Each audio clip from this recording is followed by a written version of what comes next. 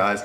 So for those of you who are feeling like you don't have that defined under pectoral look and you're looking for an exercise to really target that and start getting that distinctive features to your pecs, this exercise is going to be great for that. It's called the decline dumbbell pectoral raise. And what you're going to be doing is a lot like if you had cables at a gym where you grab the cables and you're bringing them up forward, only we have two dumbbells, we're putting them together here, and the goal is we're going to start and we're going to really raise up, squeeze our pecs together, almost have our elbows touching.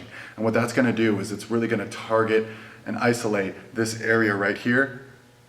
And when you contract and you extend all the way up and it creates that contraction in that muscle, that's where you're really going to get that peak extension that's going to give you those features.